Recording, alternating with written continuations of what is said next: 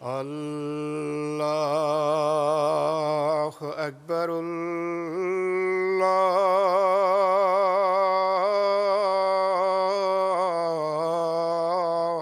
اللہ اکبر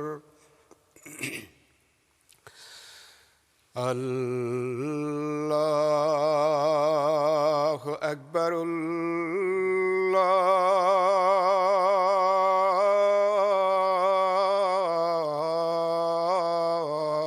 اللہ اکبر اشہد ان لا الہ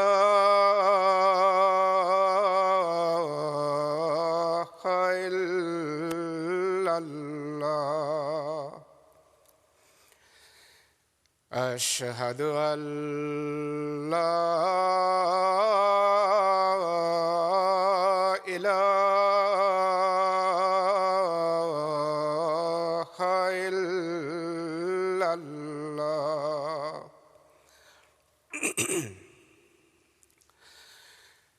اشہد ان محمدا رسول اللہ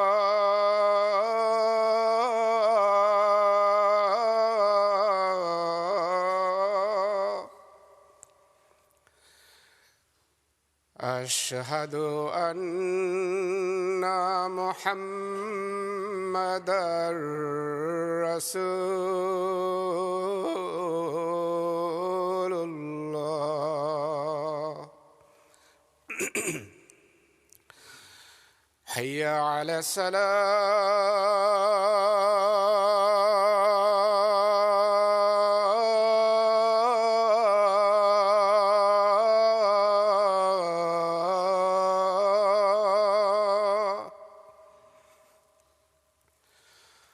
حی علی الصلاۃ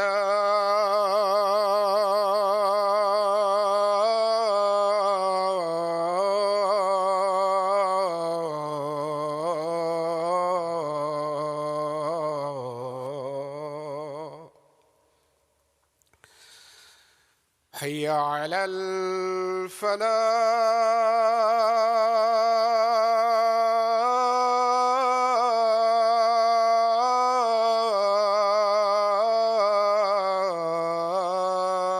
الفلاح حی علی الفلاح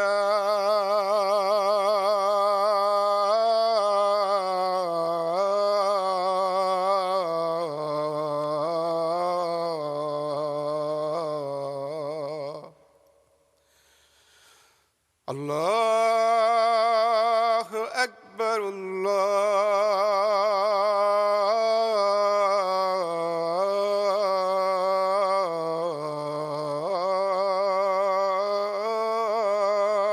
اکبر لا الہ الا اللہ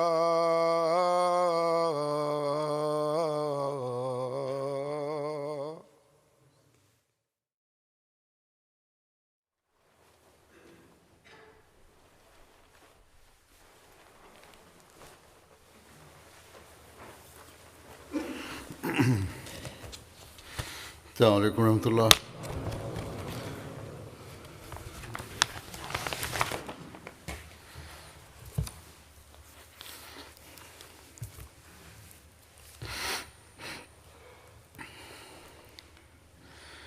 أشهد أن لا إله إلا الله وحده لا شريك له وأشهد أن محمدا عبده ورسوله أما بعد فأعوذ بالله من الشيطان الرجيم بسم الله الرحمن الرحيم الحمد لله رب العالمين الرحمن الرحيم مالك يوم الدين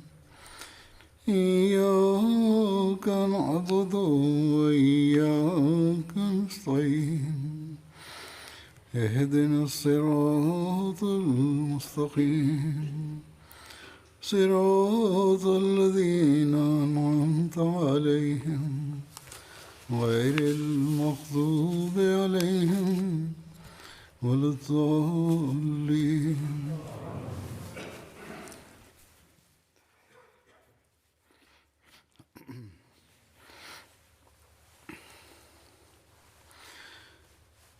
حضرت اقدس مسیح موعود علیہ الصلوۃ والسلام قرآن کریم کے فیوز بیان فرماتے ہوئے ایک جگہ فرماتے ہیں کہ اس کے فیوز اور برکات کا در ہمیشہ جاری ہے اور وہ ہر زمانے میں اسی طرح نمایاں اور درخشاں ہے جیسے حضرت صلی اللہ علیہ وسلم کے وقت میں تھا. پھر آپ فرماتے ہیں یہ سچ ہے کہ اکثر مسلمانوں نے قرآن شریف کو چھوڑ دیا ہے، لیکن پھر بھی قرآن شریف کے انوار و برکات اور اس کی تاثیرات ہمیشہ زندہ اور تازہ بتازہ ہیں. چنانچہ میں اس وقت اس ثبوت کے لیے بھیجا گیا ہوں اور اللہ تعالی ہمیشہ اپنے اپنے وقت پر اپنے بندوں کو اپنی حمایت اور تائید کے لیے بھیجتا رہا ہے، کیونکہ اس نے وعدہ فرمایا تھا کہ انا نحن نزلنا الذکر و انا لہ لحافظون، یعنی بے شک ہم نے اس ذکر یعنی قرآن شریف کو نازل کیا ہے اور ہم ہی اس کے محافظ ہیں. بس اس زمانے میں اللہ تعالیٰ نے حضرت صلی اللہ علیہ وسلم کے غلام صادق کو قرآن کریم کی اشاعت کے لیے بھیجا ہے، قرآن کریم کی حفاظت کے لیے بھیجا ہے. آپ کو وہ معارف سکھائے ہیں جو لوگوں سے پوشیدہ تھے. آپ کے ذریعے قرآن کریم کے فیض کا ایک چشمہ جاری فرمایا ہے. آپ تو آئے ہی قرآن کریم کی حکومت کو دنیا میں قائم کرنے کے لیے ہیں، لیکن بدقسمتی سے نام نہاد علماء نے آپ کے دعوے کی ابتدا سے ہی آپ کی مخالفت اپنا مقصد بنایا ہوا ہے اور کوئی دلیل اور عقل کی بات سننا نہیں چاہتے اور عوام الناس کو بھی گمراہ کر رہے ہیں.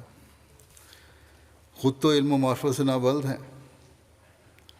لیکن جس کو خدا تعالیٰ نے اس کام کے لیے بھیجا ہے اس کے راستے میں روکے کھڑی کرنے کی کوشش کرتے رہتے ہیں، اور اسے ہی یہ لوگ قرآن کریم کی خدمت سمجھتے ہیں. پاکستان میں وقتاً فوقتاً ان علماء کو بال اٹھتا رہتا ہے اور ان کے ساتھ پھر بعض سستی شہرت حاصل کرنے والے سیاستدان اور سرکاری اہلکار بھی مل جاتے ہیں اور احمدیوں کو مختلف بہانوں سے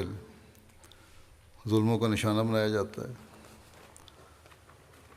گزشتہ کچھ عرصے سے پھر یہ لوگ من گھڑت مقدمے تحریف و توہین قرآن کے احمدیوں پر بنانے کی کوشش میں لگے ہوئے ہیں. اللہ تعالیٰ ان کے شر سے بچائے اور جو احمدی اس غلط اور ظالمانہ الزام میں انہوں نے پکڑے ہوئے ہیں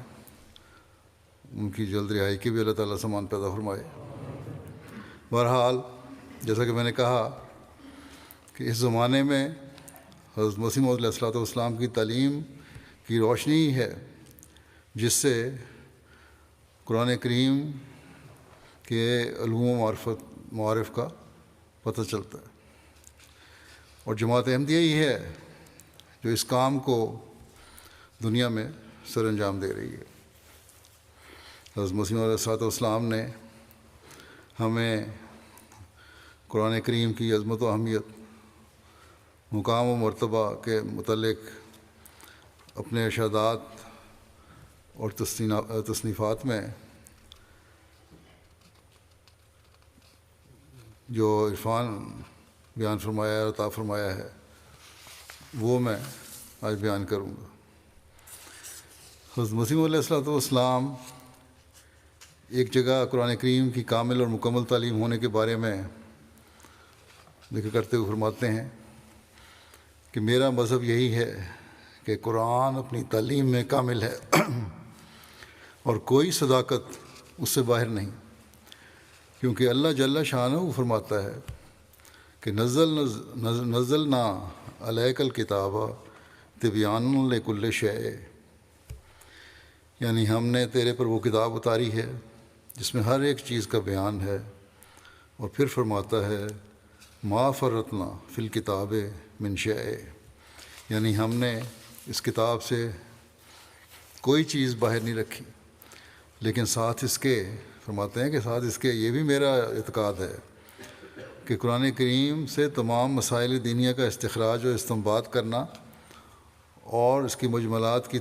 تفاصیل صحیحہ پر حسب منشاء الہی قادر ہونا ہر ایک مجتہد اور مولوی کا کام نہیں ہے۔ ہر ایک کو اس کا ملکہ نہیں دیا گیا کہ اس کی تفصیل اور تفسیر اور بیان کرے اور گہرائی میں جا کر اس کے علم و عرفان کے موتیوں کو نکال کے لائے، بلکہ فرمایا بلکہ یہ خاص طور پر ان کا کام ہے جو وحی الہی سے بطور نبوت یا بطور ولایت عظمیٰ مدد دیے گئے۔ ایسے لوگوں کے لیے جو استخراج و استنباط معارف قرآنی پر بعلت غیر ملہم ہونے کے قادر نہیں ہو سکتے، یہی سیدھی راہ ہے کہ بغیر کثرت استخراج و استنباط قرآن کے ان تمام تعلیمات کو جو سنن متوارثہ متعاملہ کے ذریعے سے ملی ہیں بلا تعامل و توقف قبول کر لیں۔ بہت سارے مفسرین ان کے لیے یہ لوگ جو جن کو اللہ تعالیٰ نے صلاحیت نہیں دی، علم ہی نہیں دیا، عرفان ہی نہیں دیا، ان کا یہ کام ہے جو پرانے سابقہ مفسرین ہیں، بزرگ ہیں، جو تقویٰ پر چلنے والے لوگ تھے، ہمارے پرانے امام ہیں جن پر مختلف جنہوں نے اپنے یا تفاسیر جنہوں نے لکھی ہیں، ان کو سامنے رکھیں، ان پر عمل کریں، اور جو ظاہری قرآن کریم کی علم جتنا ہے اس پر عمل کرنے کی کوشش کریں، بجائے اس کے کہ اپنے طور پر غلط قسم کے نقطے نکالتے رہیں۔ فرمایا اور جو لوگ وحی ولایت کی روشنی سے منور ہیں اور الا المطہرون کے گروہ میں داخل ہیں، ان سے بلا شبہ عادت اللہ یہی ہے کہ وہ وقتاً فوقتاً دقائق مخفیہ قرآن کے ان پر کھولتا رہتا ہے۔ جو اللہ تعالیٰ کے خاص بندے ہیں، اللہ تعالیٰ ان پر قرآن کریم کے گہرے علم کھولتا رہتا ہے، اور یہ بات ان پر ثابت کر دیتا ہے کہ کوئی زائد تعلیم حضرت صلی اللہ علیہ وسلم نے ہرگز نہیں دی۔ بعض لوگ کہتے ہیں حدیث جو ہے وہ میں یہ فرمایا، لیکن اللہ تعالیٰ جو علم اور عرفان عطا فرماتا ہے قرآن کریم کا، اس سے پتہ لگتا ہے کہ حضرت صلی اللہ علیہ وسلم نے کوئی قرآن کریم سے باہر بات نہیں کی۔ فرمایا بلکہ احادیث صحیحہ میں مجملات و اشارات قرآن کریم کی تفصیل ہے، اس کے پانے سے اعجاز قرآن کریم ان پر کھل جاتا ہے۔ حدیثیں ہیں، ان میں بعض اشارے ایسے ملتے ہیں جس سے بعض آیتوں کی تفسیر ملتی ہے، اور قرآن کریم کا مضمون ان پر اور مزید کھلتا ہے۔ اور فرمایا اور نیز ان آیات بینات کی سچائی ان پر روشن ہو جاتی ہے، جو اللہ جل شانہ فرماتا ہے جو قرآن کریم سے کوئی چیز باہر نہیں ہے۔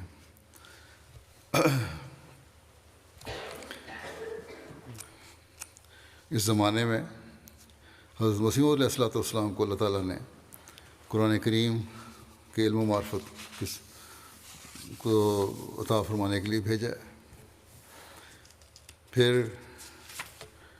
اس بات کو بیان فرماتے ہوئے کہ ہدایت کا اول ذریعہ قرآن ہے۔ حضرت مسیح علیہ السلام فرماتے ہیں میرا مذہب یہ ہے کہ 3 چیزیں ہیں کہ جو تمہاری ہدایت کے لیے خدا نے تمہیں دی ہیں۔ سب سے اول قرآن ہے جس میں خدا کی توحید اور جلال اور عظمت کا ذکر ہے، اور جس میں ان اختلافات کا فیصلہ کیا گیا ہے جو یہود اور نصارہ میں تھے، جیسا کہ اختلاف اور غلطی کہ عیسیٰ بن مریم صلیب کے ذریعے قتل کیا گیا اور وہ لعنتی ہوا اور دوسرے نبیوں کی طرح اس کا رفع نہیں ہوا۔ یعنی اللہ تعالیٰ نے، یہ یہودیوں کا نظریہ ہے کہ اللہ تعالیٰ نے حضرت عیسیٰ کو اپنے قرب سے نہیں نوازا، لیکن فرمایا اسی طرح قرآن میں منع کیا گیا ہے کہ بجز خدا کے، ایک تو یہ اس کی نفی کر دی کہ جو حضرت عیسیٰ پہ الزام ہے وہ غلط ہے، دوسرا فرمایا قرآن میں منع کیا گیا ہے کہ بجز خدا کے تم کسی چیز کی عبادت نہ کرو، نہ انسان کی، نہ حیوان کی، نہ سورج کی، نہ چاند کی، اور نہ کسی اور ستارے کی، اور نہ اسباب کی، اور نہ اپنے نفس کی۔ ہر قسم کے شرک سے قرآن کریم میں اللہ تعالیٰ نے منائی فرمائی، اس کی تلقین فرمائی اور بڑا کھل کر فرمایا۔ سو تم ہوشیار رہو اور خدا کی تعلیم اور قرآن کی ہدایت کے برخلاف ایک قدم بھی نہ اٹھاؤ۔ میں تمہیں سچ سچ کہتا ہوں کہ جو شخص قرآن کے 700 حکم میں سے ایک چھوٹے سے حکم کو بھی ٹالتا ہے وہ نجات کا دروازہ اپنے ہاتھ سے اپنے پر بند کرتا ہے۔ حقیقی اور کامل نجات کی راہیں قرآن نے کھول لیں اور باقی سب اس کے ذل تھے۔ سو تم قرآن کو تدبر سے پڑھو، قرآن کو تدبر سے پڑھو اور اس سے بہت ہی پیار کرو، ایسا پیار کہ تم نے کسی سے نہ کیا، کیونکہ جیسا کہ خدا نے مجھے مخاطب کر کے فرمایا ہے، فرماتے ہیں کہ مجھے خدا نے مخاطب کر کے فرمایا ہے الہاماً کہ الخیر کلہ فی القرآن، کہ تمام قسم کی بھلائیاں قرآن میں ہیں۔ یہی بات سچ ہے، افسوس ان لوگوں پر جو کسی اور چیز کو اس پر مقدم رکھتے ہیں۔ تمہاری تمام فلاح اور نجات کا سرچشمہ قرآن میں ہے، کوئی بھی تمہاری ایسی دینی ضرورت نہیں جو قرآن میں نہیں پائی جاتی۔ تمہارے ایمان کا مصدق یا مکذب قیامت کے دن قرآن ہے، اور بجوز قرآن کے آسمان کے نیچے اور کوئی کتاب نہیں جو بلا واسطہ قرآن تمہیں ہدایت دے سکے، جو بلا واسطہ قرآن تمہیں ہدایت دے سکے۔ قرآن کا واسطہ بہرحال ضروری ہے ہدایت کے لیے، دینی ہدایت کے لیے۔ جس کی یہ تعلیم اور خیال ہوں، جو اپنے ماننے والوں کو اس طرح نصیحت کرے، کیا وہ قرآن کریم میں کسی بھی قسم کی تحریف کر سکتا ہے؟ کچھ تو عقل کے ناخن لینے چاہیے ان کو۔ پھر آپ نے فرمایا خدا نے تم پر بہت احسان کیا جو قرآن جیسی کتاب تمہیں عنایت کی۔ میں تمہیں سچ سچ کہتا ہوں کہ وہ کتاب جو تم پر پڑھی گئی اگر عیسائیوں پر پڑھی جاتی تو وہ ہلاک نہ ہوتے، اور یہ نعمت اور ہدایت جو تمہیں دی گئی اگر بجائے توریت کے یہودیوں کو دی جاتی تو بعض فرقے ان کے قیامت سے منکر نہ ہوتے۔ بس اس نعمت کی قدر کرو جو تمہیں دی گئی، یہ نہایت پیاری نعمت ہے، یہ بڑی دولت ہے۔ اگر قرآن نہ آتا تو تمام دنیا ایک گندے مضغے کی طرح تھی، ایک خون کے لوتھڑے کی طرح تھی۔ قرآن وہ کتاب ہے جس کے مقابل پر تمام ہدایتیں ہیچ ہیں۔ انجیل کے لانے والا وہ روح القدس تھا جو کبوتر کی شکل پر ظاہر ہوا، جو ایک ضعیف اور کمزور جانور ہے۔ یہی کہا جاتا ہے نا، کبوتر کی شکل میں جبرائیل جس عیسیٰ علیہ السلام پر آئے،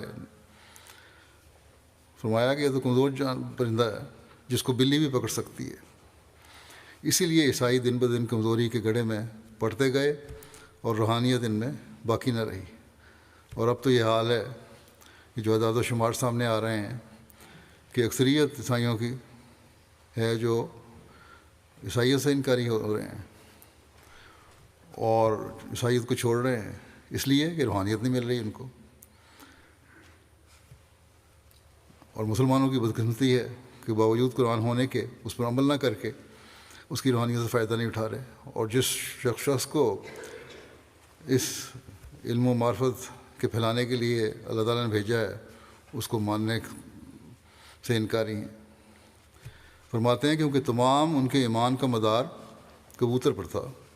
مگر قرآن کا روح القدس اس عظیم الشان شکل میں ظاہر ہوا جس نے زمین سے لے کر آسمان تک اپنے وجود سے تمام ارض و سما کو بھر دیا تھا۔ پس کجا وہ کبوتر اور کجا یہ تجلی عظیم جس کا قرآن شریف میں بھی ذکر ہے۔ قرآن ایک ہفتے میں انسان کو پاک کر سکتا ہے اگر صحیح طرح اس پہ عمل کیا جائے ان کے حکموں پر، تو ایک ہفتے میں انسان کو پاک کر سکتا ہے۔ اگر سوری یا مانوی اعراض نہ ہو تو قرآن تم کو نبیوں کی طرح کر سکتا ہے اگر تم خود اس سے نہ بھاگو۔ یعنی اگر مکمل طور پر قرآن کریم کی تعلیم پر عمل ہو اور اس کے ہر حکم کی پابندی ہو تو نبیوں کے رنگ میں انسان رنگین ہو سکتا ہے۔ یہ ایک انتہائی مقام ہے جو قرآن کریم کے برکات سے انسان جن سے فیض پا سکتا ہے۔ فرمایا بجوز قرآن کس کتاب نے اپنی ابتدا میں ہی اپنے پڑھنے والوں کو یہ دعا سکھلائی اور یہ امید دی کہ اہدنا الصراط المستقیم صراط الذین انعمت علیہم، یعنی ہمیں اپنی ان نعمتوں کی راہ دکھلا جو پہلوں کو دکھلائی گئی، جو نبی اور رسول اور صدیق اور شہید اور صالح تھے۔ فرماتے ہیں بس اپنی ہمتیں بلند کر لو اور قرآن کی دعوت کو رد مت کرو کہ وہ تمہیں وہ نعمتیں دینا چاہتا ہے جو پہلوں کو دی تھیں۔ اسی طرح قرآن کے بعد دوسری ہدایت کا ذریعہ آپ نے فرمایا سنت ہے نبی صلی اللہ علیہ وسلم، اور تیسرا ذریعہ حدیث ہے کیونکہ وہ بہت عرصے کے بعد آئیں، کئی سال کے بعد، بلکہ 100 سال سے زیادہ عرصے کے بعد، بشرطے کہ یہ حدیثیں قرآن اور سنت کے منافی نہ ہوں۔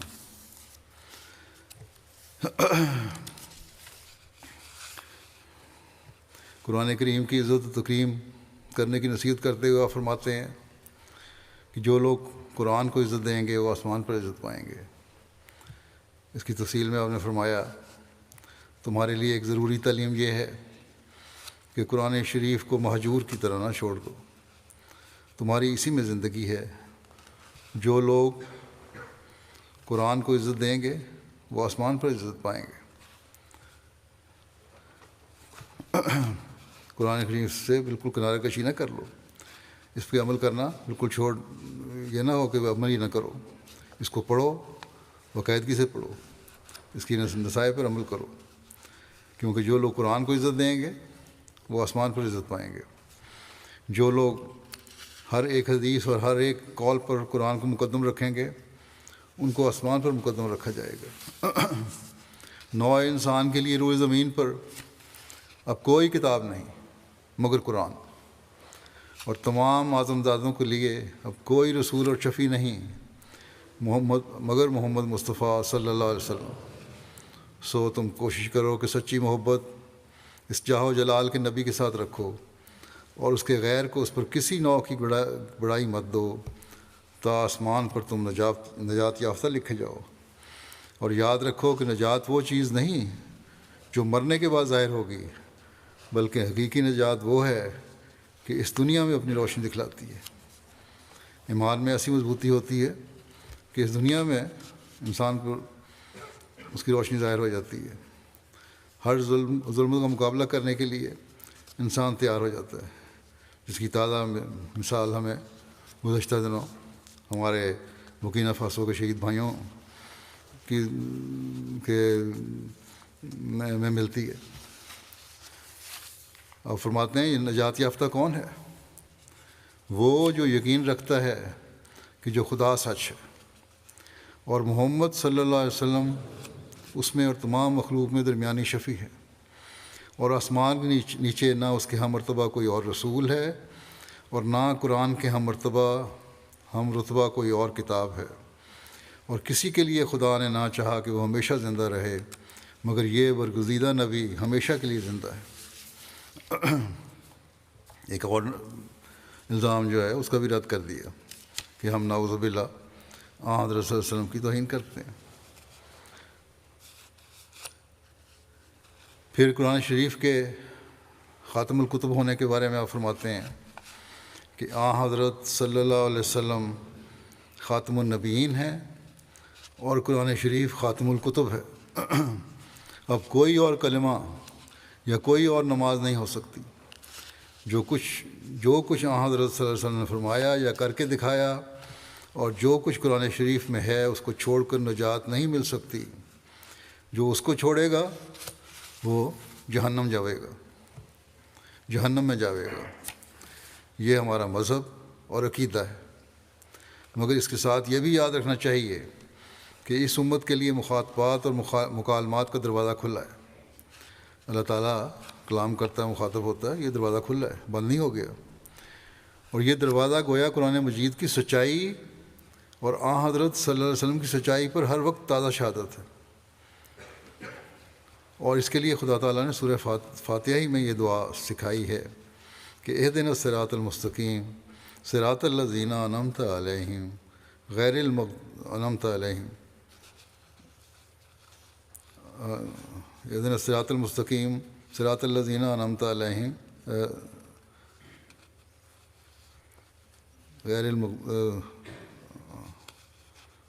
ٹھیک ہے،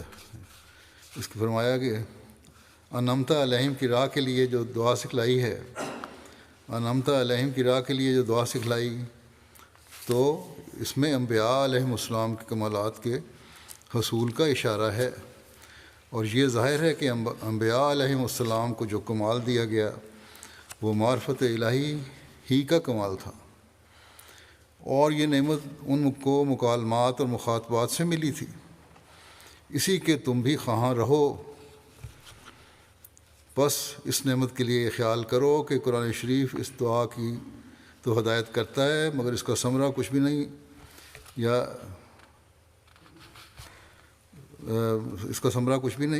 یا اس امت کے کسی فرد کو بھی یہ شرف نہیں مل سکتا۔ ایک تو یہ دعا کرتے ہو، اللہ تعالیٰ تو کہتا ہے کہ تم سب دعا کرو، اور جو اس مقام تک پہنچے ہیں ان کو یہ مقام مل سکتے ہیں۔ لیکن آپ فرماتے ہیں کہ عجیب حالت ہے مسلمانوں کی کہ اللہ تعالیٰ نے تو یہ دعا سکھلائی ہے،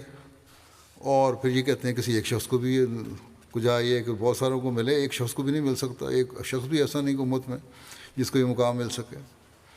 فرمایا اور قیامت تک یہ دروازہ بند ہو گیا ہے ان لوگوں کے نزدیک۔ بتاؤ اس سے اسلام اور حضرت صلی اللہ علیہ وسلم کی حد تک ثابت ہوگی یا کوئی خوبی ثابت ہوگی؟ الزام تو ہمیں دیتے ہو،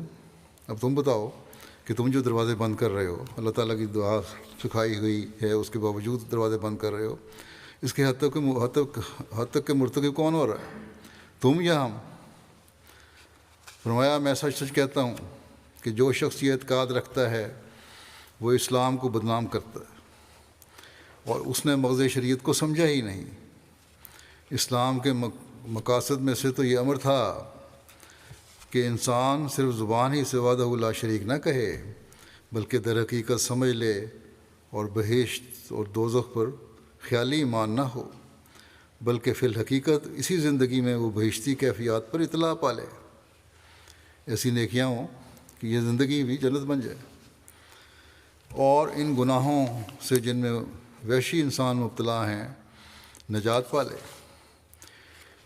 فرمایا یہ عظیم الشان مقصد اسلام کا تھا اور ہے، اور یہ ایسا پاک مطہر مقصد ہے کہ کوئی دوسری قوم اس کی نظیر اپنے مذہب میں پیش نہیں کر سکتی، اور نہ اس کا نمونہ دکھا سکتی ہے۔ کہنے کو تو ہر ایک کہہ سکتا ہے، مگر وہ کون ہے جو دکھا سکتا ہو؟ بس آج حضرت مسیح علیہ السلام کے ماننے والوں کو اس معیار کو حاصل کرنے کی ضرورت ہے، دنیا کو بتانے کی ضرورت ہے، ہم پر کفر کے فتوے لگانے والوں کو دکھانے کی ضرورت ہے کہ احمدی صرف پرانے قصوں ہی کو بیان نہیں کرتے، بلکہ آج بھی زندہ کتاب اور زندہ رسول کے ماننے والوں پر اللہ تعالیٰ کے فضلوں کے اترنے پر یقین رکھتے ہیں، اس بات پہ یقین رکھتے ہیں کہ اللہ تعالیٰ آج بھی بولتا ہے۔ پھر حضرت مسیح علیہ السلام فرماتے ہیں ہمیں اللہ تعالیٰ نے وہ نبی دیا جو خاتم المومنین، خاتم العارفین خاتم النبیین ہے، اور اسی طرح پر وہ کتاب اس پر نازل کی جو جامع الکتب اور خاتم الکتب ہے۔ رسول اللہ صلی اللہ علیہ وسلم جو خاتم النبیین ہیں اور آپ صلی اللہ علیہ وسلم پر نبوت ختم ہو گئی، تو یہ نبوت اس طرح پر ختم نہیں ہوئی جیسے کوئی گلا گھونٹ کر ختم کر دے۔ ایسا ختم قابل فخر نہیں ہوتا، بلکہ رسول اللہ صلی اللہ علیہ وسلم پر نبوت ختم ہونے سے یہ مراد ہے کہ طبی طور پر آپ صلی اللہ علیہ وسلم پر کمالات نبوت ختم ہو گئے، یعنی وہ تمام کمالات متفرقہ جو آدم سے لے کر مسیح ابن مریم تک نبیوں کو دیے گئے تھے، کسی کو کوئی اور کسی کو کوئی، وہ سب کے سب حضرت صلی اللہ علیہ وسلم میں جمع کر دیے گئے، اور اس پر تباً آپ خاتم النبیین ٹھہرے۔ اور ایسا ہی وہ جمیع تعلیمات، وصایا اور معارف جو مختلف کتابوں میں چلے آتے ہیں، وہ قرآن شریف پر آ کر ختم ہو گئے، اور قرآن شریف خاتم الکتب ٹھہرا۔ پھر آپ فرماتے ہیں خاتم النبیین کا لفظ جو حضرت صلی اللہ علیہ وسلم پر بولا گیا ہے، بجائے خود چاہتا ہے اور بالطبع اسی لفظ میں ہی رکھا گیا ہے کہ وہ کتاب جو حضرت صلی اللہ علیہ وسلم پر نازل ہوئی ہے وہ بھی خاتم الکتب ہو اور سارے کمالات اس میں موجود ہوں، اور حقیقت میں وہ کمالات اس میں موجود ہیں، کیونکہ کلام الہی کے نزول کا عام قاعدہ اور اصول یہ ہے کہ جس قدر قوت قدسی اور کمال باطنی اس شخص کا ہوتا ہے جس پر کلام الہی نازل ہوتا ہے، اسی قدر قوت اور شوکت اس کلام کی ہوتی ہے۔ حضرت صلی اللہ علیہ وسلم کی قوت قدسی اور کمال باطنی چونکہ اعلیٰ سے اعلیٰ درجے کا تھا، جس سے بڑھ کر کسی انسان کا نہ کبھی ہوا اور نہ آئندہ ہوگا، ایسا اعلیٰ درجے کا کمال ہے، نہ کبھی ہوا نہ آئندہ ہوگا۔ نعوذ باللہ پہ الزام کہ ہم حضرت مسیح علیہ السلام کو آپ سے بڑا سمجھتے ہیں، نعوذ باللہ، اور ہم توہین رسالت کے مرتکب ہوتے ہیں۔ ان الفاظ کے بعد کوئی عقل مند اور انصاف پسند یہ نہیں کہہ سکتا کہ احمدی کسی بھی طرح توہین رسالت کے مرتکب ہے۔ فرمایا اس لیے قرآن شریف بھی تمام پہلی کتابوں اور صحائف سے اس اعلیٰ مقام اور مرتبے پر واقع ہوا ہے جہاں تک کوئی دوسرا کلام نہیں پہنچا، کیونکہ حضرت صلی اللہ علیہ وسلم کی استعداد اور قوت قدسی سب سے بڑی ہوئی تھی، اور تمام مقامات کمال آپ پر ختم ہو چکے تھے، اور آپ انتہائی نقطے پر پہنچے ہوئے تھے۔ اس مقام پر قرآن شریف جو آپ پر نازل ہوا کمال کو پہنچا ہوا ہے، اور جیسے نبوت کے کمالات آپ پر ختم ہو گئے، اسی طرح اعجاز کلام کے کمالات قرآن شریف میں ختم ہو گئے۔ آپ خاتم النبیین ٹھہرے اور آپ کی کتاب خاتم الکتب ٹھہری۔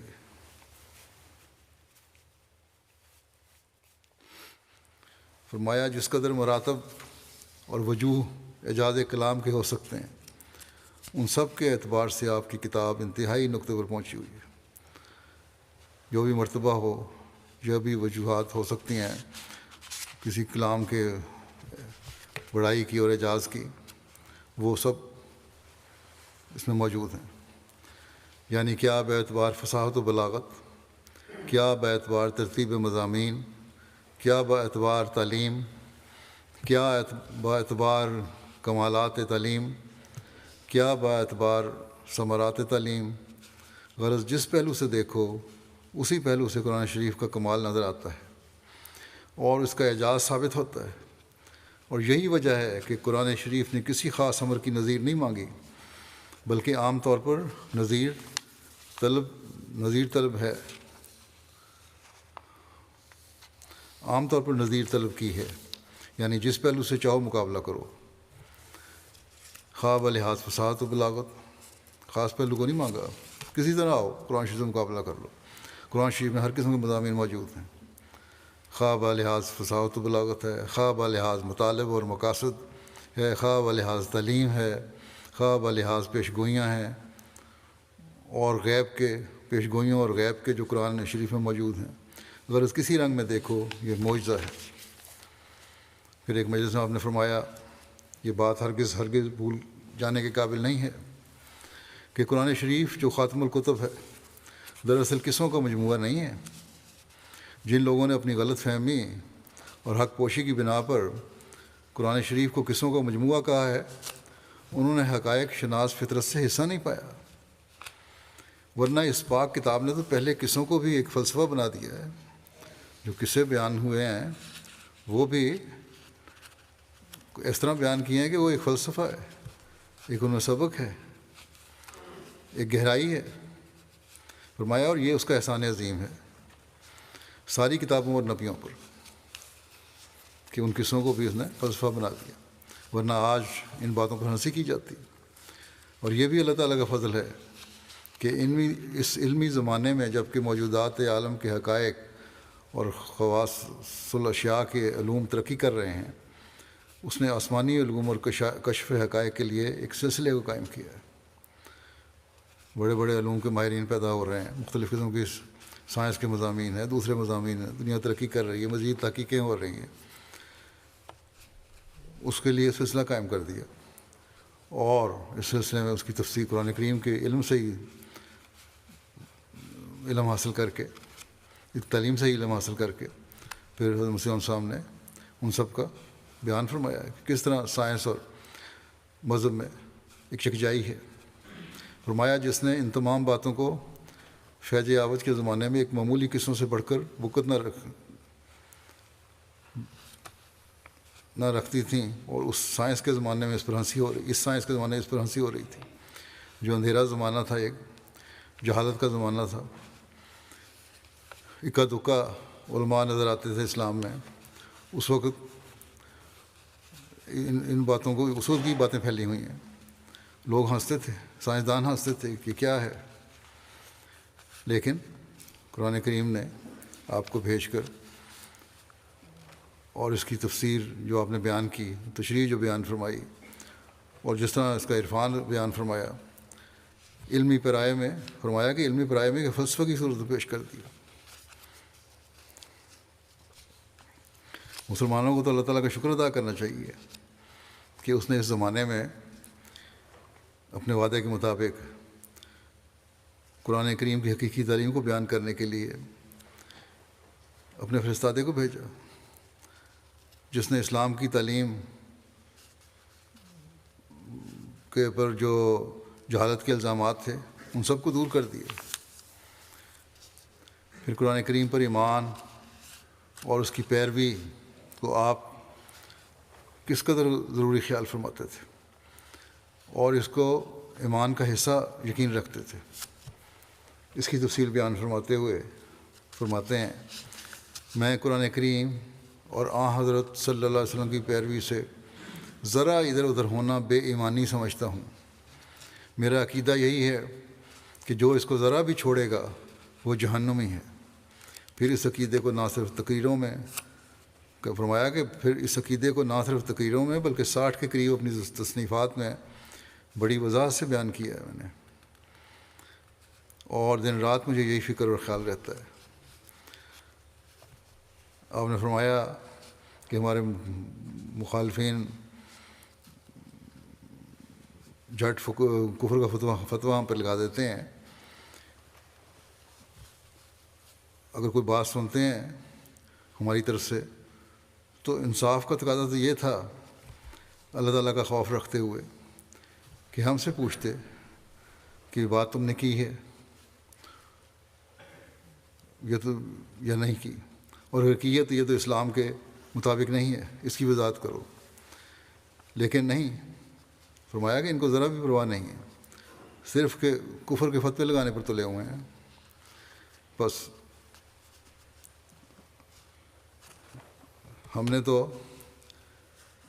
جو بیان کیا اسلام کی اور قرآن کی تعلیم کی روشنی میں کیا ہے، اور یہی ہمارا عقیدہ ہے، اور اسی مطابق ہم عمل کرتے ہیں۔ قرآن شریف اور قانون قدرت کی ہم آہنگی کو بیان فرماتے ہوئے فرماتے ہیں، پاک اور کامل تعلیم قرآن شریف کی ہے جو انسانی درخت کی ہر ایک شاخ کی پرورش کرتی ہے اور قرآن شریف صرف ایک پہلو پر زور نہیں ڈالتا، بلکہ کبھی تو عفو اور درگزر کی تعلیم دیتا ہے، مگر اس شرط سے کہ عفو کرنا قرین مصلحت ہو، اور کبھی مناسب حال اور وقت مناسب محل اور وقت کے مناسب محل کبھی مناسب محل اور وقت کے مجرم کو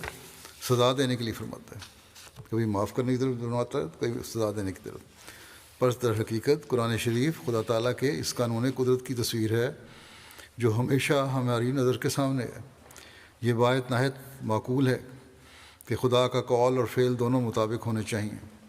یعنی جس رنگ اور طرز پر دنیا میں خدا تعالیٰ کا فعل نظر آتا ہے، ضرور ہے کہ خدا تعالیٰ کی سچی کتاب اپنے فعل کے مطابق تعلیم کرے۔ عام قانون قدرت ہم دیکھتے ہیں، اللہ تعالیٰ معاف فرماتا ہے، کہیں سزا پکڑ کرتا ہے، کبھی چھوڑ رہا ہوتا ہے، اور وہی جو اصول ہے وہ دینی تعلیم میں بھی ہونا چاہیے، اپنی اس مذہبی کتاب میں بھی ہونا چاہیے، اور قرآن شریف میں ہے۔ فرمایا نہ یہ کہ فعل سے کچھ اور ظاہر ہو، کچھ اور ظاہر ہو، اور قول سے کچھ اور ظاہر ہو۔ خدا تعالیٰ کے فعل میں ہم دیکھتے ہیں کہ ہمیشہ نرمی اور درگزر نہیں، بلکہ وہ مجرموں کو طرح طرح کے عذابوں سے سزا یاب بھی کرتا ہے۔ ایسے عذابوں کا پہلی کتابوں میں ذکر ہے۔ ہمارا خدا صرف حلیم خدا نہیں، بلکہ وہ حکیم بھی ہے، اور اس کا قہر بھی عظیم ہے۔ سچی کتاب وہ کتاب ہے جو اس کے قانون کی قدرت کے مطابق ہے، اور سچا قول الہی وہ ہے جو اس کے فعل کے مخالف نہیں۔ ہم نے کبھی مشاہدہ نہیں کیا کہ خدا نے اپنی مخلوق کے ساتھ ہمیشہ حلم اور درگزر کا معاملہ کیا ہو اور کوئی عذاب نہ آیا ہو۔ اب بھی ناپاک طبع لوگوں کے لیے خدا تعالیٰ نے میرے ذریعے سے ایک عظیم الشان اور ہیبت ناک زلزلے کی خبر دے رکھی ہے جو ان کو ہلاک کرے گا۔ یہ اس وقت تھا جب زلزلے کی آپ نے پیشگوئی فرمائی تھی۔ ارا فرماتے ہیں دنیا میں ایک قرآن ہی ہے جس نے خدا کی ذات اور صفات کو خدا کے اس قانون قدرت کے مطابق ظاہر فرمایا ہے جو خدا کے فعل سے دنیا میں پایا جاتا ہے اور جو انسانی فطرت اور انسانی ضمیر میں منقوش ہے۔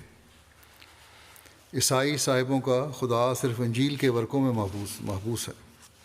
اور جس تک انجیل نہیں پہنچی وہ اس خدا سے بے خبر ہے، لیکن جس خدا کو قرآن پیش کرتا ہے اس سے کوئی شخص ذوی العقول میں سے بے خبر نہیں ہے۔ اس لیے سچا خدا وہی خدا ہے جس کو قرآن پیش کرتا ہے۔ جو کہیں بھی رہنے والے دنیا میں کسی بھی مذہب کے ماننے والے ہیں، دہریے بھی ہیں، وہ بھی دنیا کی بناوٹ دیکھ کے یقین رکھتے ہیں کچھ نہ کچھ حد تک کہ خدا ہے، اور اکثریت تو اپنے اپنے قبائلی مذہب کے لحاظ سے بھی یقین رکھتی ہے۔ بہرحال ہم نے فرمایا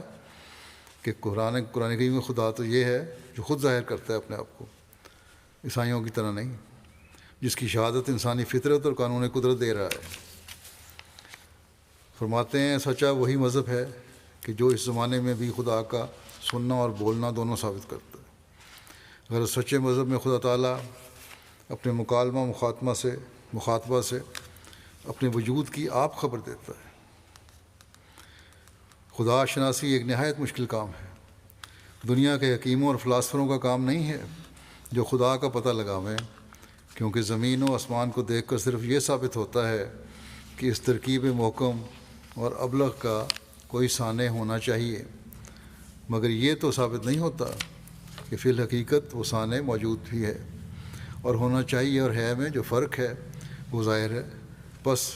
اس وجود کا واقعی طور پر پتہ دینے والا صرف قرآن شریف ہے، جو صرف خدا شناسی کی تاکید نہیں کرتا بلکہ آپ دکھلا دیتا ہے، اور کوئی کتاب آسمان کے نیچے ایسی نہیں کہ اس پوشیدہ وجود کا پتہ دے۔ اللہ تعالیٰ کی وجود کے بارے میں قرآن شریف میں ثبوت موجود ہے۔ قرآن کریم کی انجیل اور دوسرے مذہبی کتب پر برتری ثابت کرتے ہوئے آپ فرماتے ہیں قرآن شریف ایک کامل اور زندہ اعجاز ہے، اور کلام کا معجزہ ایسا معجزہ ہوتا ہے کہ کبھی اور کسی زمانے میں وہ پرانا نہیں ہو سکتا، اور نہ فنا کا ہاتھ اس پر چل سکتا ہے۔ حضرت موسیٰ علیہ السلام کے معجزات کا اگر آج نشان دیکھنا چاہیں تو کہاں ہے؟ کیا یہودیوں کے پاس وہ عصا ہے اور اس میں کوئی قدرت اس وقت بھی سانپ بننے کی موجود ہے وغیرہ وغیرہ۔ غرض جس قدر معجزات کل نبیوں سے صادر ہوئے ان کے ساتھ ہی ان معجزات کا بھی خاتمہ ہو گیا، مگر ہمارے نبی صلی اللہ علیہ وسلم کے معجزات ایسے ہیں کہ وہ ہر زمانے میں اور ہر وقت تازہ بتازہ اور زندہ موجود ہیں۔ ان معجزات کا زندہ ہونا اور ان پر موت کا ہاتھ نہ چلنا صاف طور پر اس امر کی شہادت دے رہا ہے کہ حضرت صلی اللہ علیہ وسلم ہی زندہ نبی ہیں، اور حقیقی زندگی یہی ہے جو آپ کو عطا ہوئی ہے اور کسی دوسرے کو نہیں ملی۔ آپ کی تعلیم اس لیے زندہ تعلیم ہے کہ اس کے ثمرات اور برکات اس وقت بھی ویسے ہی موجود ہیں جو آج سے 1300 سال پیشتر موجود تھے۔ دوسری کوئی تعلیم ہمارے سامنے اس وقت ایسی نہیں ہے جس پر عمل کرنے والا یہ دعویٰ کر سکے کہ اس کے ثمرات اور برکات اور فیوز سے مجھے دیا گیا ہے اور میں ایک آیت اللہ ہو گیا ہوں۔ لیکن ہم خدا تعالیٰ کے فضل و کرم سے قرآن شریف کی تعلیم کے ثمرات اور برکات کا نمونہ اب بھی موجود پاتے ہیں، اور ان تمام آثار اور فیوز کو جو نبی کریم صلی اللہ علیہ وسلم کی سچی اتباع سے ملتے ہیں اب بھی پاتے ہیں۔ چنانچہ خدا تعالیٰ نے اس سلسلے کو اس لیے قائم کیا ہے تا وہ اسلام کی سچائی پر زندہ گواہ ہو اور ثابت کرے کہ وہ برکات اور آثار اس وقت بھی رسول اللہ صلی اللہ علیہ وسلم کے کامل اتباع سے ظاہر ہوتے ہیں جو 1300 سال پہلے ظاہر ہوتے تھے۔ چنانچہ سدھا نشان اس وقت تک ظاہر ہو چکے ہیں، اور حضرت مسیح علیہ السلام نے اپنی بعض کتب میں یہ نشانات ظاہر بھی فرمائے ہیں، لکھ کر بیان فرمائے ہیں، اور جماعت پر چڑھنے والا ہر دن بھی اس بات کی گواہی دے رہا ہے کہ جو پیش گوئیاں آپ نے فرمائیں وہ کس طرح پوری ہو رہی ہیں۔ بہرحال حضرت مسیح علیہ السلام آگے فرماتے ہیں، ہر قوم اور ہر مذہب کے سرگروہوں کو ہم نے دعوت کی ہے کہ وہ ہمارے مقابلے میں آ کر اپنی صداقت کا نشان دکھائیں، مگر ایک بھی ایسا نہیں کہ جس نے اپنے مذہب کی سچائی کا کوئی نمونہ عملی طور پر جن سے اپنے مذہب کی سچائی کا کوئی نمونہ عملی طور پر دکھائے۔ ہم خدا تعالیٰ کے کلام کو کامل اعجاز مانتے ہیں، اور ہمارا یقین اور دعویٰ ہے کہ کوئی دوسری کتاب اس کے مقابل نہیں ہے۔ میں علی وجہ البصیرت کہتا ہوں کہ قرآن شریف کا کوئی امر پیش کریں وہ اپنی جگہ پر ایک نشان اور معجزہ ہے۔ مثلاً تعلیم ہی کو دیکھیں، وہ عظیم الشان معجزہ نظر آتی ہے اور فی الواقع معجزہ ہے۔ ایسے حکیمانہ نظام اور فطری تقاضوں کے موافق واقع ہوئی ہے کہ دوسری تعلیم اس کے سامنے ہرگز مقابلہ نہیں کر سکتی۔ قرآن شریف کی تعلیم پہلی ساری تعلیموں کی متمم اور مکمل ہے۔ اس وقت صرف ایک پہلو تعلیم کا دکھا کر میں ثابت کرتا ہوں کہ قرآن شریف کی تعلیم اعلیٰ درجہ پر واقع ہوئی ہے اور معجزہ ہے۔ مثلاً توریت کی تعلیم، فرمایا کہ حالات موجودہ کے لحاظ سے کہو یا ضروریات وقت کے موافق جو ہے جو تورات کی تعلیم ہے، اس کا سارا زور قصاص اور بدلے پر ہے، جیسے آنکھ کے بدلے آنکھ اور دانت کے بدلے دانت، اور بالمقابل انجیل کی تعلیم ہے، اس کا سارا زور عفو اور صبر اور درگزر پر تھا، اور یہاں تک اس میں تاکید کی کہ اگر کوئی ایک گال پر تمانچہ مارے تو دوسری بھی اس کی طرف پھیر دو، کوئی ایک کوس بگار لے جاوے تو 2 کوس چلے جاؤ، کرتا مانگے تو چوگا بھی دے دو۔ اسی طرح پر ہر باب میں توریت اور انجیل کی تعلیم میں یہ بات نظر آئے گی کہ توریت افراد کا پہلو لیتی ہے اور انجیل تفرید کا، مگر قرآن شریف ہر موقع پر محل پر حکمت اور وسط کی تعلیم دیتا ہے۔ جہاں دیکھو جس بارے میں قرآن کریم کی تعلیم پر نگاہ کرو تو معلوم ہوگا کہ وہ محل اور موقع کا سبق دیتا ہے۔ اگرچہ ہم تسلیم کرتے ہیں کہ نفس تعلیم سب کا ایک ہی ہے، لیکن اس میں کسی کو انکار کی گنجائش نہیں ہے کہ توریت اور انجیل میں سے ہر ایک کتاب نے ایک پہلو پر زور دیا ہے، مگر فطرت انسانی کے تقاضے کے موافق صرف قرآن شریف نے تعلیم دی ہے۔ یہ کہنا کہ توریت کی تعلیم افراد کے مقام پر ہے اس لیے خدا کی طرف سے نہیں، یہ صحیح نہیں ہے۔ یہ بھی غلط ہے کہ ہم کہیں کہ یہ تعلیم خدا کی طرف سے نہیں ہے، وہ تعلیم توریت کی بھی خدا کی طرف سے ہے۔ اصل بات یہ ہے کہ اس وقت کی ضرورتوں کے لحاظ سے ایسی تعلیم بیکار تھی۔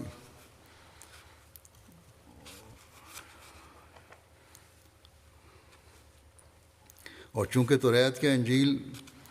قانون مختص المقام کی طرح تھی، اس لیے یعنی جو بیلنس تعلیم تھی جو اب ملی ہے وہ اس وقت بیکار تھی۔ اس زمانے میں ضرورت تھی اس تعلیم کی جو توریت میں دی گئی، اور چونکہ توریت یا انجیل قانون مختص المقام کی طرح تھی، جو انجیل اور قرآن کی تعلیم ہے وہ اس جگہ کے لیے تھی، وہیں کے لیے مخصوص تھیں، اس لیے ان تعلیموں میں دوسرے پہلوؤں کو مد نظر نہیں رکھا گیا۔ لیکن قرآن شریف چونکہ تمام دنیا اور تمام نوع انسان کے واسطے تھا، اس لیے اس تعلیم کو ایسے مقام پر رکھا جو فطرت انسانی کے صحیح تقاضوں کے موافق تھی۔ اور یہی حکمت ہے، کیونکہ حکمت کے معنی ہیں وضع الشیء فی محلہ ہی، یعنی کسی چیز کو اس کے اپنے محل پر رکھنا۔ بس یہ حکمت قرآن شریف نے ہی سکھلائی ہے۔ توریت جیسا کہ بیان کیا ہے ایک بے جا سختی پر زور دے رہی ہے اور انتقامی قوت کو بڑھاتی ہے، اور انجیل بالمقابل بیہودہ عفو پر زور مارتی ہے۔ قرآن شریف نے ان دونوں کو چھوڑ کر حقیقی تعلیم دی، جزاء و سیئۃ سیئۃ مثلھا ومن عفا و اصلح فاجرہ علی اللہ۔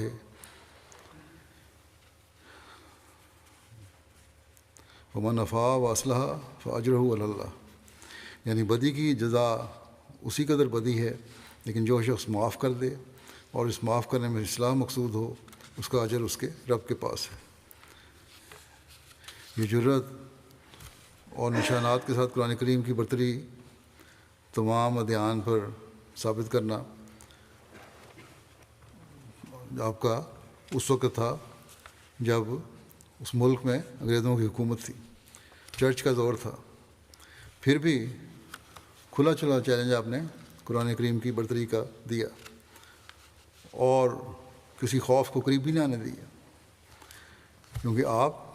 اللہ تعالیٰ کے وہ فرستادے تھے جسے اللہ تعالیٰ نے اس زمانے میں حضرت صلی اللہ علیہ وسلم کی غلامی میں بھیجا ہے، اور اس مقصد کے لیے بھیجا تھا کہ وہ تعلیم کو پھیلائیں۔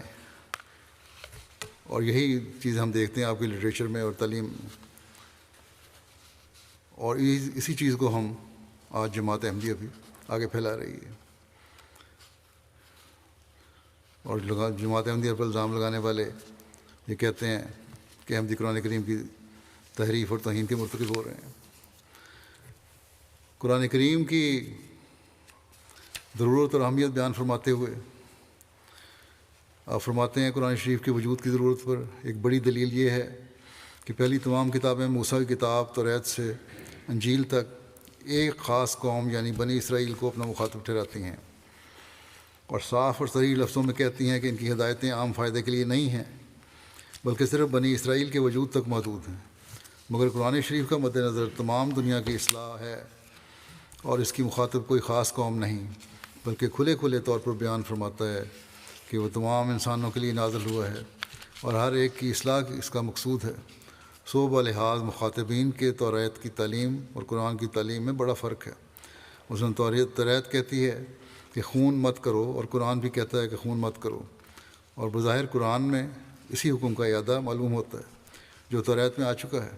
مگر دراصل اعادہ نہیں بلکہ توریت کا یہ حکم صرف بنی اسرائیل سے تعلق رکھتا ہے، اور صرف بنی اسرائیل کو خون سے منع فرماتا ہے،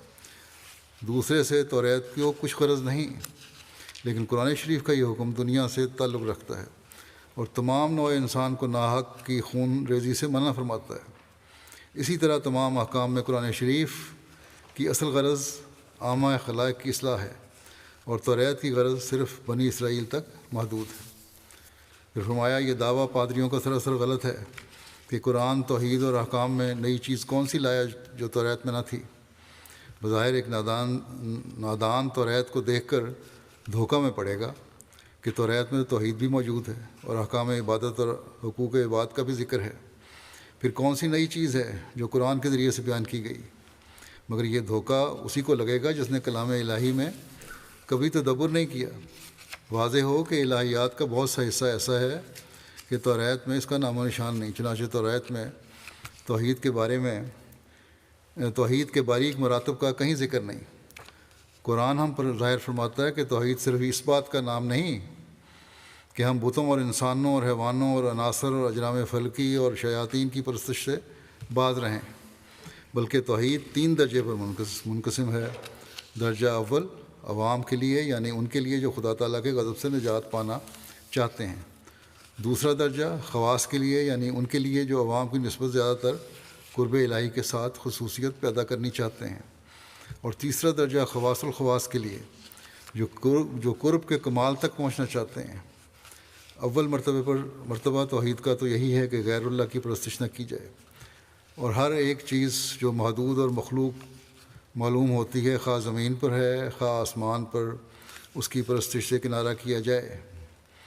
دوسرا مرتبہ توحید کا یہ ہے کہ اپنے اور دوسروں کے تمام کاروبار میں مؤثر حقیقی خدا تعالیٰ کو سمجھا جائے، اور اسباب پر اتنا زور نہ دیا جائے جس سے وہ خدا تعالیٰ کے شریک ٹھہر جائیں۔ مثلا یہ کہنا کہ زید نہ ہو تو میرا یہ نقصان ہوتا،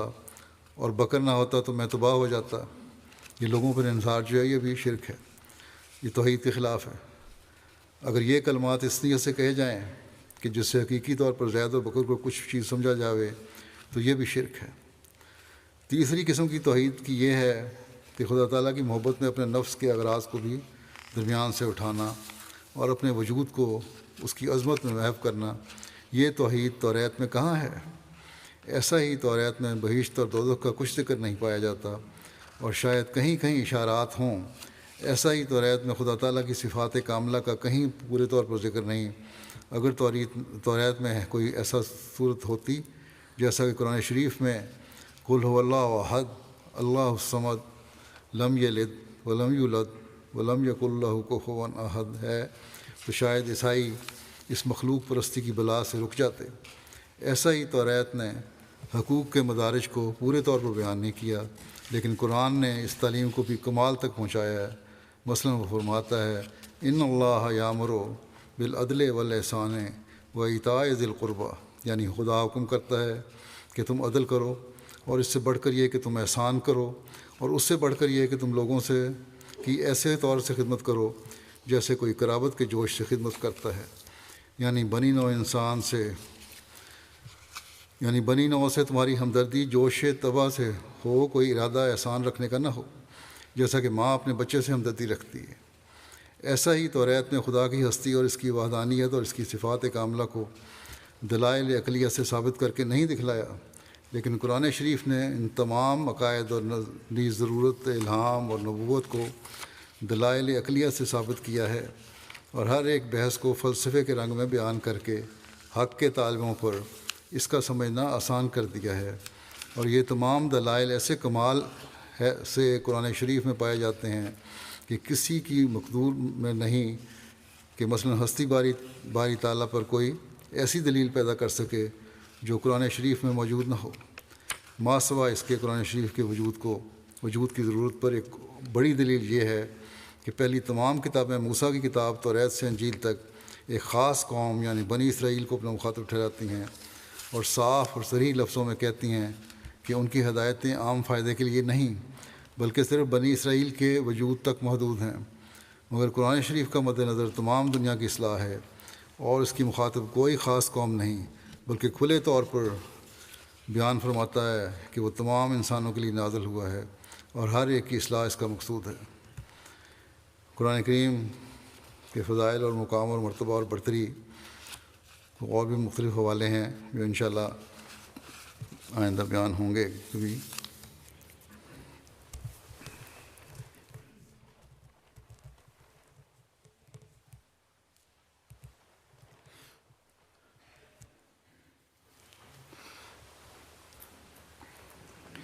الحمد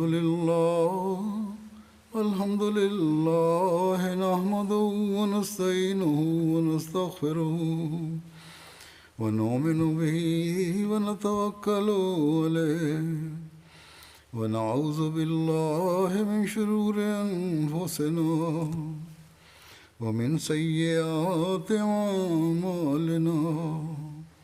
من يهده الله فلا مضل له ومن يضلله فلا هادي له ونشهد أن لا إله إلا الله ونشهد أن محمدا عبده ورسوله عباد الله رحمكم الله إن الله يأمر بالعدل والإحسان وإيتاء ذي القربى وينهى عن الفحشاء والمنكر والبغي يعظكم لعلكم تذكرون اذكروا الله يذكركم وادعوه يستجب لكم ولذكر الله أكبر